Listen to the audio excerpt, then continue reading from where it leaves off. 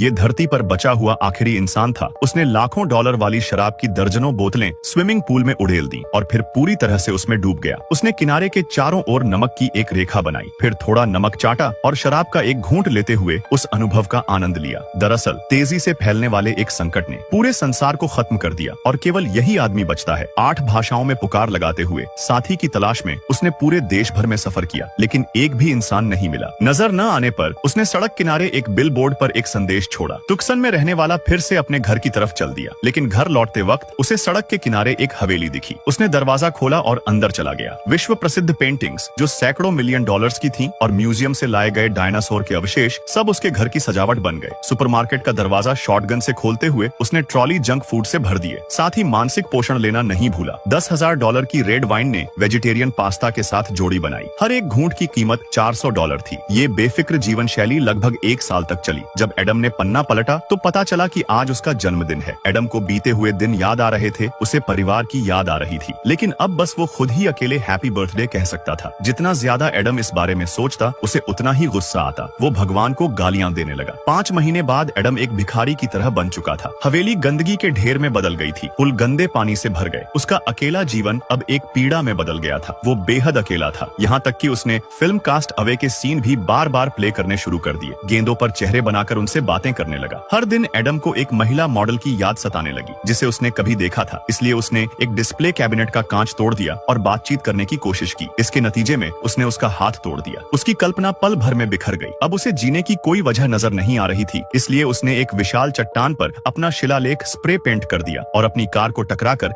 जीवन समाप्त करने का इरादा बना लिया। लेकिन आखिरी पल में उसने ब्रेक लगा दिए, क्योंकि कुछ दूरी पर उसे रसोई के धुएं की एक लकीर दिखी। इसका मतलब था कि दुनिया में कोई और जीवित व्यक्ति था। एडम तेजी से उस दिशा में भागा और सच में वहां इंसान के होने के निशान मिले। तभी पीछे से एक महिला की आवाज आई। उस आवाज को सुनते ही एडम उत्साह से बेहोश हो गया। जब उसकी आंख खुली तो उसके सामने एक खूबसूरत महिला खड़ी थी, बिल्कुल वैसी ही जैसी उसने अपने सपनों में देखी थी। अब जब दुनिया में केवल एक पुरुष और एक महिला ही बचे थे तो उन पर मानव प्रजाति को आगे बढ़ाने की जिम्मेदारी थी।